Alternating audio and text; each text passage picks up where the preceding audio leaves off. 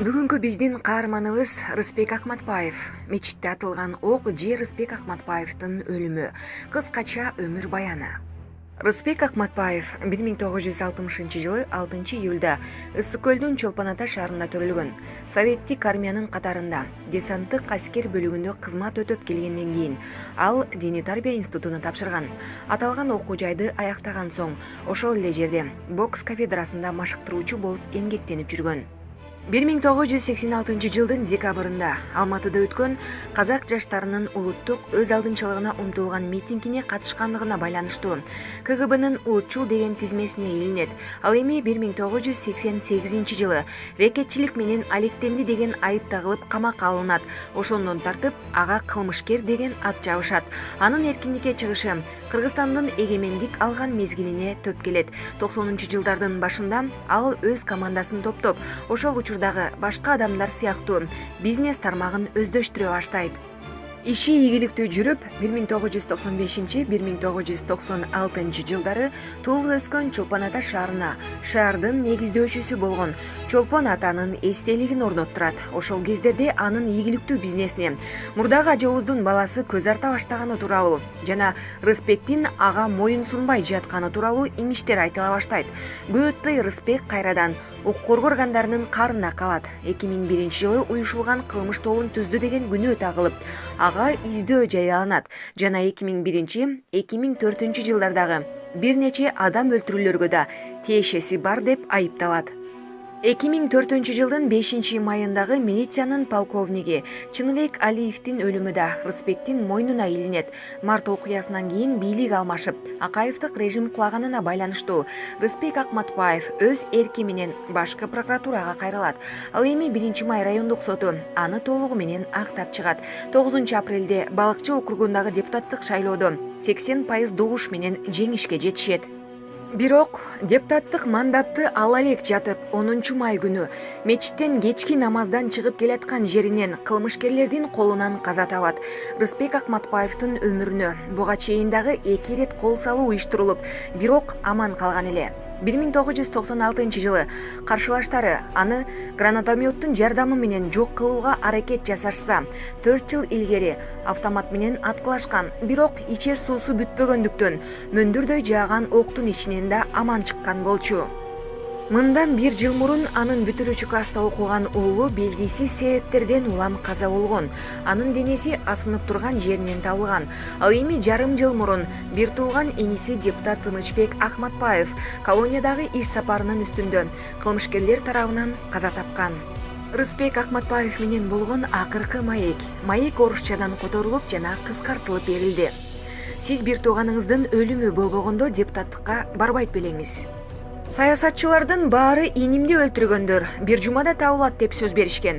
Бирок кылмыштын артында ким турганы баарына белгилүү болуп турса да, кылмыштын бети ачылган жок. Мен депутаттыкка бардык нерсени мыйзам чегинде такташ үчүн барып жатам. Бул мен үчүн абийир иши. Инимди жырткычтык менен өлтүрүп жатышса, менин унчукпай отура бергеним кантип болсун?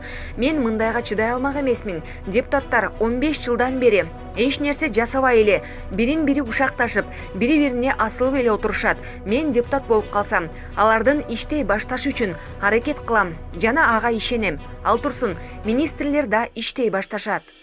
Адамдар сизден коркоорун сезесизби? Күлүп, мени сыйлашарын сезем. Коркуу өзү сезимге келтирет. 5-6 депутат жана 1-2 министр коркот. Калгандары мени сыйлашат. Мен да аларды сыйлайм. Мен коргоосуз, бронежилетсиз эле тоодолобу, көлдөбү, Ошто, Баткенде, Нарындабы, каалаган жеримде тынч уктайм. 24 мартта кимдин тарабында болдуңуз? Эл тарапта. Демек, өзүм тарапта болдум. 15 жыл ичинде мени кубалашты. Бизнесимди тартып алышты, дүйнө боюнча издөө салышты. Бирок мен дайым эле шаарда, тоолордо, тагыраак айтканда Кыргызстандамын. Акаев жана анын айланасындагылар менен мамилеңиз кандай эле? Мен үчүн ал киши жакшы эмес. Ал мени дайыма алдачу. Биз Акаевка шайлоодо чоң жардам бергенбиз. Ошто, Ысык көлдө, Нарында. Аны көрөйүн деген көздөрү жок болчу. Биз ага дайыма жардам берчүбүз. Эл бизге ишенчү. Биз Акаевдин айынан элге кичине уят болуп калдык. Биз элге жардам берүүгө сөз берүү менен ага добуш берүүлөрүн өтүнгөн элек. Бирок Акаев бизге эч кандай жумуш бербегендиктен элге да жардам бере алган жокпуз. Элдин бизге ишенип келгенине рахмат. Алар бизге ушул күнгө чейин толугу менен ишенишет. Биз да аларга ишенебиз. Акаевдин эң чоң катасы эмнеде? Ал азыраак ичип, аялы менен балдарын тарбиялашы керек эле. Акаевдин баласы менен байланышыңыз бар беле? Кандай байланыш? Алар менин болгон бизнесимди тартып алып, куугунтукташкан. Генерал Субанбеков да алардын кызыкчылыгын көздөчү. Кандай бизнесиңизди тартып алышты эле? Бензин, кант. Союз таркагандан кийин мен алгачкылардан болуп жеке бизнес менен алектене баштагам. Омскийлик досторум мага бензин алып келишчү. Алар муну менен жакшы акча тапса болорун көрүп алышып, менден баарын тартып алышты. Сиз Акаевка жардам берген болсоңуз, ал эмнеге бизнесиңизди тартып алды? Билбейм. Менимче бул анын тобунун интригасы болду окшойт. Алар мени келечекте чоң атаңдаш катары көрдү окшойт. Бирок биз ал убакта саясатка барууну ойлогон да эмеспиз.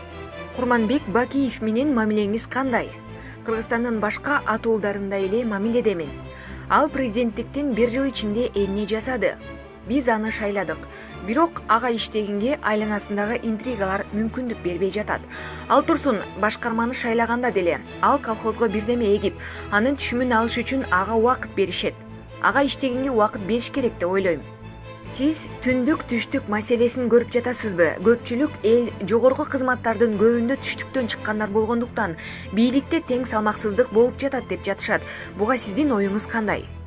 Эч кандай тең салмаксыздык жок. Бул тең салмаксыздыкты министрлер кабинети кылып жатат. Төмөн жактагылар болсо алардын иштешин, убадаларды аткарышын күтүп отурушат.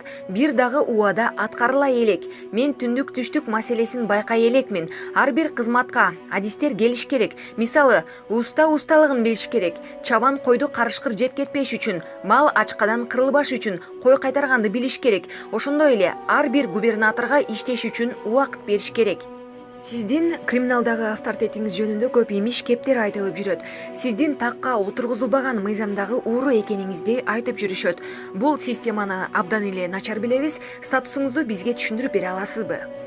Ооба, ошондой. Мени Союздагы мамлекеттер гана эмес, дүйнөдөгү мамлекеттер ушундай деп билишет. Бирок менин каттуулугум үчүн эмес, адилеттүүлүгүм, башкаларды дагы түшүнгөнүм үчүн ушинтип айтышат. Бизде мыйзамдагы уурулар жок. Мени 1992 жылы такка отургузуулары келишти. Бирок мен баш тарттым. Мыйзамдагы ууру армияда кызмат өтөбөш керек. Пионер, комсомол болбош керек. Мен пионер, комсомол болгом, институтту бүтүргөм, эң жакшы аскер бөлүгүндө кызмат өтөгөм. Мен СССРдин эң жашыруун аскер бөлүгүндө кызмат өтөгөм. Башкача айтканда, ВДВнын диверсиялык чалгынында көптөгөн коркунучтуу жерлерде болгом. Ошол кезде Ички иштер министрлиги биз менен күрөшө баштаган. Себеби биз спорттун жашырын түрү менен машыга баштаган элек. Баары ушундан баштабаган. Ошол кезде эле мен буйруктарды укчу эмесмин. Эгер бирөө муну жасаба десе, мен аны жасаганга аракет кылчумун, жасачумун да көрсөтчүмүн. Ошентип такка отурууңуз советтик доордогу тарыхыңыздын айынан болбой калдыбы?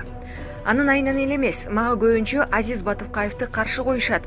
Бирок ал эч качан мыйзамдагы ууру болгон эмес. Аны Ички иштер министрлиги мага каршы коюш үчүн мыйзамдагы ууру кылышты. Биз мындайларды сухарь деп коебуз. Эгер ал лагерге түшкөн болсо, аны каалаган эле өзүн сыйлаган бирөө өлтүрүп кетмек жана аны эч жакка чыгарышмак эмес. Ал зордуктоо беренеси боюнча отурган. Анткени токмоктон 14 жашар кызды зордуктап өлтүрүп койгон. Бул үчүн аны лагерде өлтүрүш керек эле. Аны эмнеге өлтүрбөгөнүн баарыңар эле билип жатсаңар керек. Ал биринчи күндөн баштап эле милиционерлер менен иштеген. Жашооңуздагы чукул өзгөрүш качан болгон? Башкача айтканда, түз жолдон качан чыккансыз? Баары 1986 жылдын декабрында Алматыдагы митинг жана көтөрүлүштөн кийин башталды.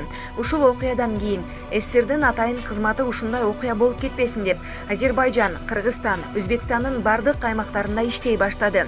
Биз баарыбыз ушуга туш болдук. Себеби баарыбыз адис, дене түзүлүшүбүз даярдыктан өткөн, эч кимибиз чекчүү, ишчи эмеспиз. Эч кимиси урушка аралашпаган, тынч жашаган балдар эле. Бир жагынан ушул себеп болду. Мени түрмөгө отургузушту. Мында интригалар болуп кетти. Сизди ким түрмөгө отургузду? Кылмыш дүйнөсүнүн сукарлары. Алар өз жанын сакташ үчүн баарын жасашат. Сизге кандай айыптарды коюшту? Мени СССР боюнча биринчи рекет деп күнөөлөштү. Бул чуулгандуу процесс эле. Мен ал кезде рекет деген сөздүн өзүн да түшүнчү эмесмин. Мага Березка тармагындагы бардык ири валюта дүкөндөрүнө салык салат. жана бардык жаңы баштаган бизнесмендерге күн көрсөтпөйт, көзөмөлдөйт деген айып тагылган. Бул 1988 жылы болду. Сизди бул күнөөлөр менен байланышыңыз бар беле? Жок. Биз спорт менен гана машыкчубуз. Баарыбыз жарыбаган айлык эле. 70-100 рубль алып иштечүбүз. Мен бокс боюнча тренер элем. Лагерде эмнеге туш болдуңуз? Биринчи күндөн баштап эле мени сындыргылар келишти жана пресс-катага тыгып салышты. Ал жакта машыгуудан өткөн 6-8 бала мени уртукмокко алышчу. Максат мага өзүмдү улутчулмун жана орус тилдүүлөрдү гана тонойм деп моюнга алдырыш эле. Бардык беренелер ойдон чыгарылган эле. Прокурор 12 жыл сурады. Мага 6 жыл күчөтүлгөн режим беришти. Мени бир да лагерде кабыл алышкан жок. Себеби тергөө кагазымда менин эркиндикке умтулганым, дене түзүлүшүм айтып тургандай, кол салуудан тайманбастыгым жазылган эле. Ошондуктан күчөтүлгөн көзөмөлдө болдум. Ал Турсун уктап жатканда мөөнөттөгү сакчылар келип, ордумда экенимди текшерип турушчу. Эстердин бардык лагеринде болуп келдим. Бирок акыркы жерим Белая Лебедь лагери болгон. Азыр ал өлүм жазасына тартылгандар үчүн. Мурда ал мыйзамдагы уруулар жана аракеттер үчүн болчу. Ал жакта абдан мыкаачылык менен кыйнашчу. Зектерди зектер кайтарчу, өлтүрүшчү, кыйнашчу. Шарттар эле кандай катаал. Эгер көчөдө 30 градус ысык болсо, камерада 60 градус болчу. Терезенин ордундагы темир торлордун калыңдыгы бир нече сантиметр эле. Ушундай шартта 1 жыл жашадым. Орус лагерлеринде 6 жыл болдум. Акыркы жарым жылы Беловодскийде отуруп ошол жактан бошодум. Бошогондон кийин эмне менен алектене баштадыңыз? Кыргызстанда жасалган кылмыштардын баарына мени күнөөлөй башташты. Мен эркиндикти толук деле сезген жокмун. Мени спортсмендердин лидери деп аташкандан бери бардык адам өлтүрүү жана адам тонолорду мага оодара башташты. Башкача айтканда, милиция ушинтип иштеди. Сиз такка отургандан баш тартканыңыз үчүн өкүнбөйсүзбү? Мен туура кылдым. Азыр көбү милицияда иштеп такка отуруп жатышат. Бирок мен акыркы ууру Вася Бриллиантты көргөм. Аны Лебедьте өлтүрүштү. Ошондо бардык уруулар бир ооздон бүттү. Акыркы ууруда көз жумду дешкен. Мен кылмыш дүйнөсүндөгү эч кимди таарынткым келбейт. Азыр мектепте окуучуларга кичине класстардан баштап эле салык салышаарын билесизби? Азизге окшогон сухарлар ушинтип барына салык салып баарын бузат. Ууру бул ошондой эле президент. Бирок зонада отурган элдер тарабынан шайланат. Алар деле талапкерлерге ал түз жүргөн адам өмүр бою түрмөдө отурса да эч кимден эчтеке урдаган эмес, эч кимди таарынткан эмес деп баа беришет. Башкача айтканда, бардык өмүр баянын карап, анан өздөрүнө лидер тандашат. Ошентип ал ууру болот. Баары аны угушат жана ал чектен чыгуулар болбош үчүн тартипти сактайт. Экинчи жолу эмнеге соттолдуңуз? Биркилесо спорт ордосунун алдына элдин көзүнчө өзүнүн курсагын өзү жарып алыптыр. Мен да ал жерде элем. Мени аны өлтүрдү деп күнөөлөштү. Сиз аны таанычу элеңиз? Спортсмен катары таанычумун. Жагымсыз кырдаалдардын баарын мени менен байланыштырышат. Мисалы жакында Олимпиада комитетинде отурсам, менден бир орун кийин отурган адам каза болуп калды. Дагы жакшы бир орундан кийин отуруптур. Жанымда отуруп калганда мени өлтүрдү деп айтышмак. Үчүнчү жолу соттолушуңузчу? Үчүнчү жолу соттолгон эмесмин. Соттогонго аракет кылышты. Ушул жердеги бир капчыгайдан 4 чечендин өлүгүн табышыптыр. Аларды да мени өлтүрдү деп айтышты. Абдуллинден жана Батукаевден өч аласызбы?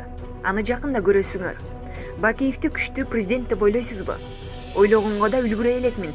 Ага иштегенге мүмкүнчүлүк бербей жатышат. Анан мен аны кантип күчтүү же алсыз деп айта алмак элем. Канча балаңыз бар? Аларга кандай келечек каалайсыз? 5 балам бар. Намаз окуган сайын Алла Тааладан сураганым, балдарыма жакшы сыноо, жакшы өмүр берсин. Тагдырыбызды Алла Таала гана чечет эмеспи? Аябай динчил адам экенсиз. Канча жылдан бери диндесиз? Мен дини менен туулгам. Ар бир адам эртеби кечпи динге кайтып келет. Аркы дүйнөдөгү сот абдан катаал. Мына ушундан коркуш керек. Биздин депутаттар, премьерлер мындан коркушпайт. Мындан коркуш керек. Анткени Алла Таала качан кааласа, ошондо каалаганын алып кете алат. Меккеге баргансызбы? Жок. 20 жылдан ашык издөөдөмүн. Уморго баргым келет. Бул кичинекей ажылык, кичинекей Мекке болуп эсептелет. Өзүм менен кошо аябай ишенип, бирок барууга мүмкүнчүлүгү болбогон 2 самолет кишилерди ала бармакмын.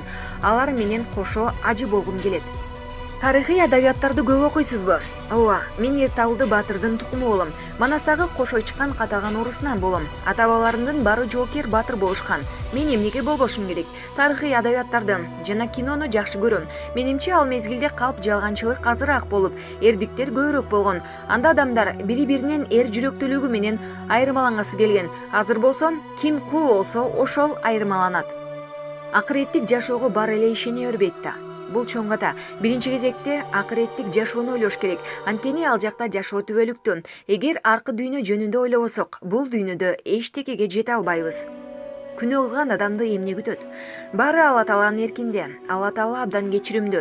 Мени мынча адам өлтүрүптүр, тигил мынча адамды алдады, силердин мынча жаман нерселерди жазды деген жалалар элди аралап жүрөт. Кимдин күнөөлүү, кимдин күнөөсүз экенин биз чече албайбыз. Бизди Алла Таала жараткан соң, биз ага баш ийебиз, андан коркобуз. Ким бейишке, ким тозокко барарын ал чечет. Бирок биз сурана алабыз. Мен бар үчүн, силер үчүн баарыбыз бейишке түшөлү деп суранып жатам. Булардын баары Куранда да, Библияда да бар. Чыныгы 3 ишеним бар. Иудейлик, христиандык, мусулмандык. Акалгандары ойдон чыгарылган. Мисалы, вахабиттер, хизбуттар, ахмадилер, булардын баары мусулмандыкка каршы идеологиялык согуш болуп эсептелет. Сиз адам өлтүргөнсүзбү? Мен жөнүндө ошентип жазышат. Бул чындык эмес. Адам өлтүрүүнүн чыныгы инстинкти саясатта. Оппозиционерлерибиз ким бийликте болбосун өлтүрүүгө, жеп салууга даяр. Чыныгы жырткычтык жогору жакта. Парламентке келгениңизде оппозицияга каршы кадамдарды жасайсызбы? Мен эч нерсеге каршы кадам жасабайм. Мен ал жакта топ түзөм да. Оппозиция бүгүнкү күнгө чейин кыргыздарга эмне жасады деген конкреттүү суроо берем. Бай бизнесмендердин баары укмуштуудай, кооз особняктарда жашашат. Газ менен светке акча төлөшпөйт. Менин адамдарым кимде газ, свет боюнча канча карызым бар экендиги боюнча такталган эсеби бар. Башкасы турмак, миллион акчасы бар. Байболовдун да карызы бар. Ушул сыяктуу карызга баткан көп байларды билем. Мен ал жакка барсам, андай байларды кысмакка алмакмын да Кыргызстандын 2 миллиард долларды түзгөн тышкы карызын төлөп кутулмакмын. Анан өзүбүзчө чыныгы эркин мамлекетке айланмакпыз. Сиз 2 миллиард тышкы карызды төлөй аласызбы? Качан? Оңой. Алла Таала ыраазы болсун. 2 ай депутат болгонуңуздан кийин эле сизди жок кылып салышат деген маалыматты уктуңузбу? Чын элеби? Мен Алла Таалага пайдалуу иш жасап өлсөм кубанам. Алар жада калса, эшикке чыгуудан коркуп отурушса, кантип мени өлтүрүшмөк эле? Ооба, алар мени өлтүрүү үчүн киши өлтүргүчтөргө акча да төлөшөт. Бирок алар каалагандай болбойт. Эгер өлүм маңдайыма жазылган болсо өлөм. Бирок балким мени өлтүрөбүз дешкендер менден биринчи өлүп калышар. Өзүңүздү улуттун лидери катары карайсызбы? Мен аябай катаал адаммын. Ал турсун өзүмө да катаал мамиле жасайм. Лидер болгум келбейт. Тобуңузда канча адам иштейт? Аябагандай көп. Ар бир областтын 2-3 районунда, ар бир райондо эң аз дегенде 50-60 адам бар. Алар күчтүү, аракетчил, жакшы балдар.